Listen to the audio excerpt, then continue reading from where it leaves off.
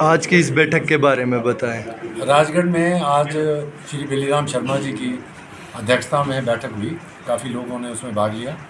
श्री देवेंद्र शास्त्री जी विशेष रूप से उपस्थित रहे और जितने भी यहाँ के सीनियर कार्यकर्ता हैं, राजकुमार है, भाई सुंदर सिंह जी हैं, सुरेंद्र जी हैं, भुट्टो साहब हैं और विनोद शर्मा जी हैं और बगनाल विनय बगनाल जो जिला परिषद के मेंबर हैं, बलवीर जी हैं और अजय जी हैं और गोलू है, जितेंद्र जी हैं, जातिराम जी हैं और बहुत सारे जयप्रकाश जी, रामलाल जी हैं।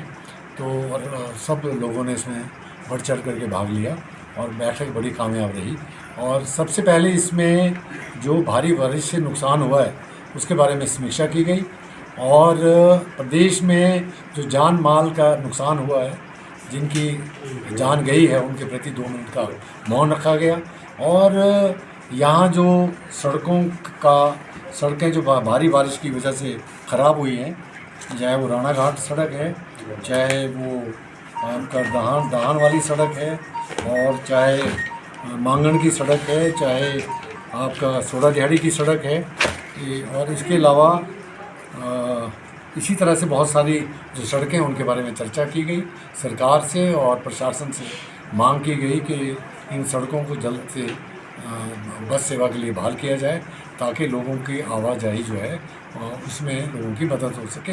विशेष करके क्योंकि आजकल जो कैश क्रॉप है उसका मौसम है और लोगों को अपनी जो नकदी फसल है उसको मार्केट में ले जाना बहुत मुश्किल हो रहा है, तो इसमें तेज़ी लाने के लिए आग्रह किया गया।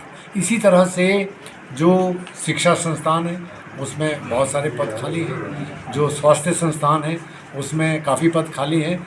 इस बारे में भी जो है वो सरकार से मांग की जाएगी। और पझोता का कॉलेज के भवन और सराहां जो हमारा साइंस ब्लॉक है उसके भवन की मांग जो है वो सरकार से उठाई जाएगी।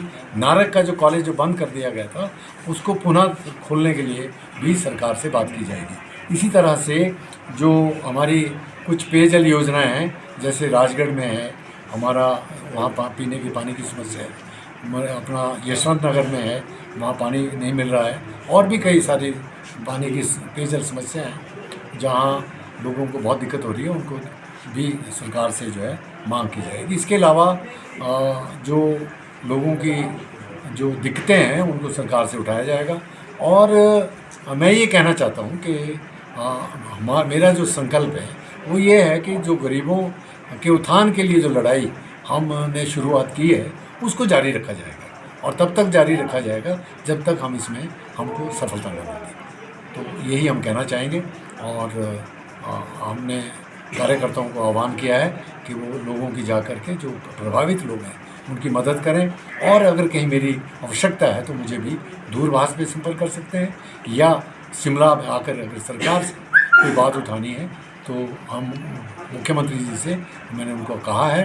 और मैं मुख्यमंत्री जी का बहुत बहुत धन्यवाद करता हूँ कि जिन समस्याओं को लेकर के हम उनके पास गए हैं उन्होंने उनको एकदम आदेश दिए हैं, और चाहे वो स्कूलों को भरने की बात थी, खाली पोस्टें, चाहे डॉक्टरों की बात है, और चाहे दूसरी काम है, और चाहे जो प्रभावित हैं लोग इस बार से उनको मदद देने की बात है, उन्होंने हमेशा बड़ी सहानुभूति पूर्वक जो है पछात की काम को आगे बढ़ाने के लिए आश्वासन दिया।